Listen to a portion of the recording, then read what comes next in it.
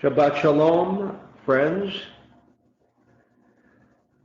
This week we'll be tapping into the section of the reading of Torah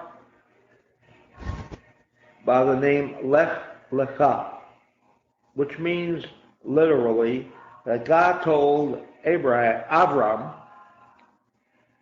to go unto your land, from your land and from your birthplace and from the house of your father to the land that I shall show you.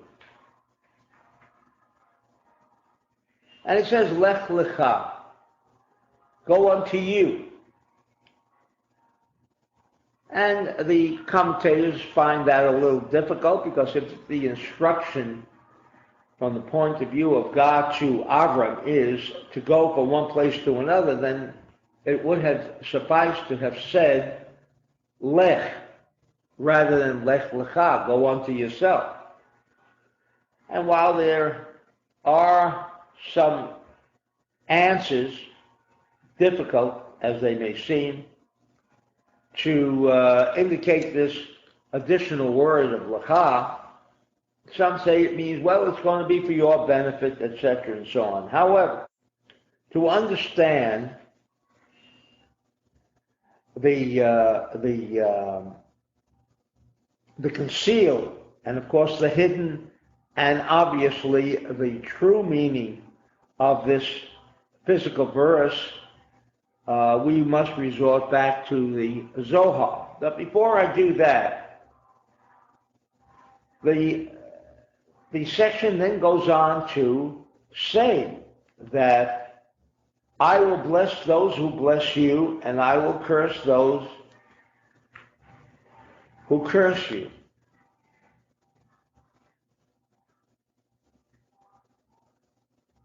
Why would it be so dependent upon Avram if people cursed him? After all, is he just a normal human being?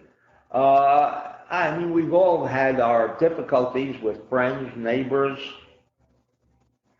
families. And why would, in this case, why would God intercede and say, oh, but Avram, you're different. I mean, if anybody starts up with you, I'm going to personally take care of him. This is not the kind of understanding what we'd expect from Torah. And first of all, it's a man as God. What relevance does it have to do with us today? Of whether this is what he once told him. And many of the commentators find that not only repulsive, but they like to search. They like to search into the internal meaning because obviously from the surface and reading it very literally, it just doesn't make any sense. And therefore, when we begin to understand that who was this Avram? Was he a human being? No, we are told from the Zohar that this man was a patriarch. And what does that imply, patriarch? Says the Zohar that he was a merkab, he was a chariot. A chariot. What does a chariot mean? And so the Zohar explains the idea of chariot, that yes, Abraham was a physical man. He literally existed. However,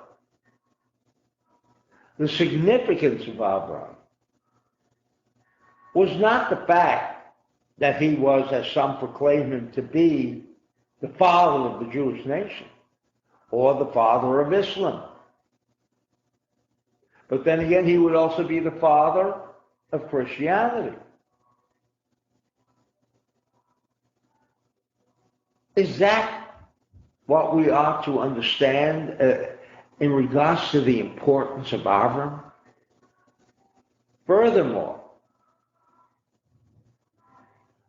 from what we have gleaned from most of the commentary on this section, that Abraham's significance arose out of the fact that he believed in one God. And I've always questioned that phenomenon. And so Abraham brought monotheism to the world. Wonderful. But frankly, what difference does it make if there is one God or there are many? Maybe there's a purpose for each God to share something. I mean, but why place all of this significance upon Abraham as the idea that he brought monotheism to the world? What does that mean?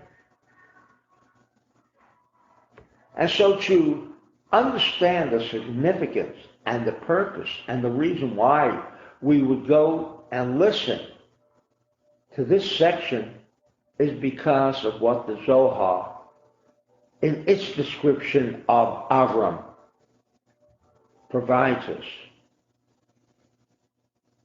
Avram represents, says the Zohar, Chesed, that first sphera. And if you remember, when we discussed day one, we've always stressed the idea that day one, where there was just water, day one, which is the sphere of Hesed, embraces unity. Like we mentioned last week, the idea of the seed, that within this seed, within this day one, when it says Vahiyer Vahiboker Yom Echad, there was not the first day, but rather a unified day. Because Hesed, that sphere of Hesed, brings to us the absence of dissension, the absence of differentiation, the absence of opposing forces, but rather all become unified. Although they are separate and distinct ideas and maybe consciousness as well, nevertheless, they represent a kind of echad in the universe. That is the power of Or L'Chasadim. That is the power of the sphere of Chesed. It is where this man became, as the Zohar says, the link. And that's why he's like the chariot. The chariot means like the saddle. The saddle combines the rider with the horse. It's that link in between that brings together two different realms. So too, the purpose of Abraham in being considered a chariot, that he could provide us through the reading of Torah, through this experience of Avram, the idea of Echad, and the idea of antimatter that we have been discussing, that because of the absence of antimatter, the world must undergo the pain and suffering, the chaos that has become so prevalent in our society only because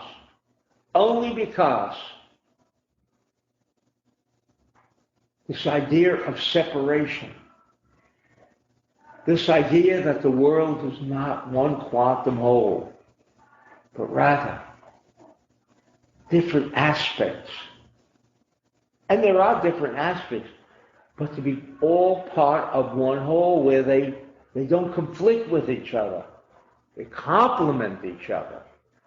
Rather, and they must exist as different entities, but only from a point of view of bringing together the unity that this world requires in order to remove chaos.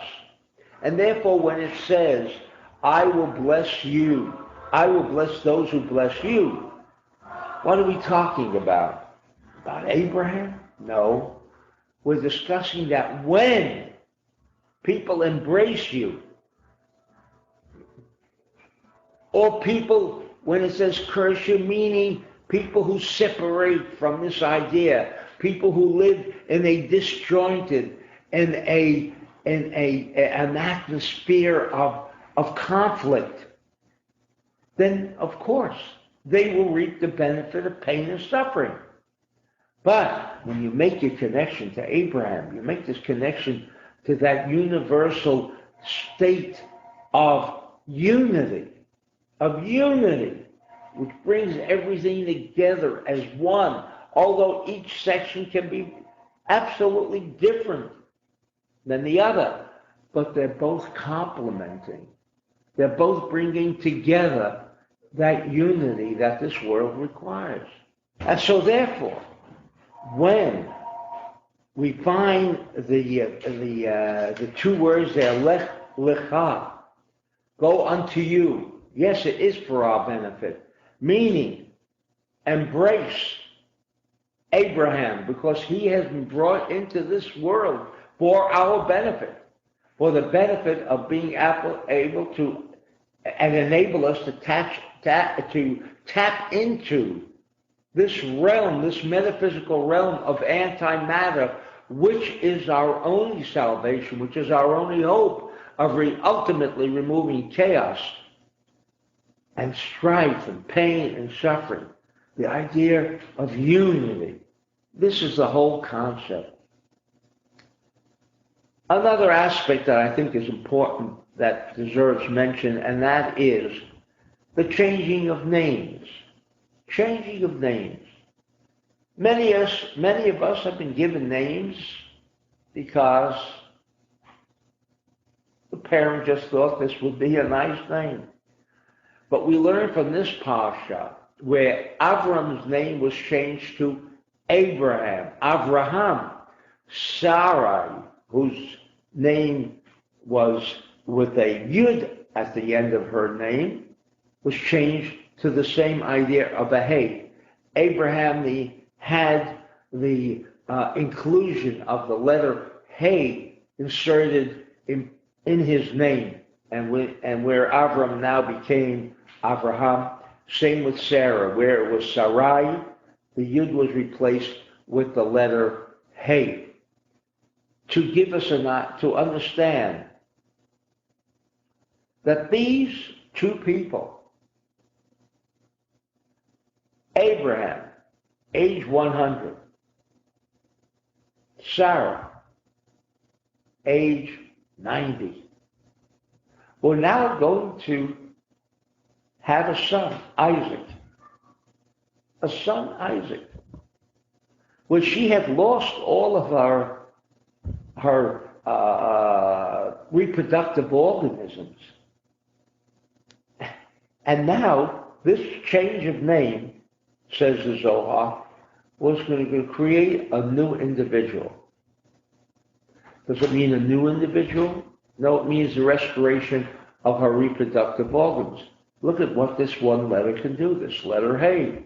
Obviously, this letter hey, without going into the full ramification of what this letter hey means, but the last letter of the Tetragrammaton, that we see the power of the Hebrew letters, that what it really did was not create a new Sarah, but rather, through the insertion of this letter hey,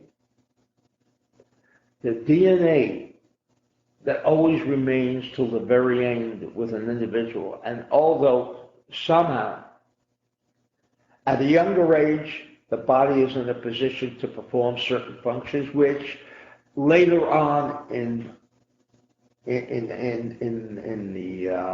later stages of adulthood, or in those days of where old becomes the habit, these letters of the Hebrew alphabet, and that is the energy we want to draw upon because we want to again revitalize and take those same DNA structures that are contained in our bodies and rejuvenate, revitalize, and which is what she did. The DNA that produced the original reproductive organs in Sarah is the same. Somehow old age takes over, which is not what I want to discuss here, but the DNA doesn't disappear with old age. And so what we are striving on, and we have been talking about immortality, we've been talking about how ultimately we are going to revert back, if someone is age 90 or 100, to revert back to age 26. Is that possible? Well, science says theoretically it is, and so it suffices to say that we have that methodology. That is what Kabbalah is all about. And so here we have, again, an opportunity to tap into that kind of consciousness, that kind of technology by which we shall all, again, rejuvenate and reclaim our youth, which was the original intent. Old age only came about when the loss of this technology came about. But now, in our lifetime, the technology, the teachings of Kabbalah are present, are here for all to take. And this certainly is one of the tools that we make use of in the reading on Shabbat. Shabbat Shalom to all of you.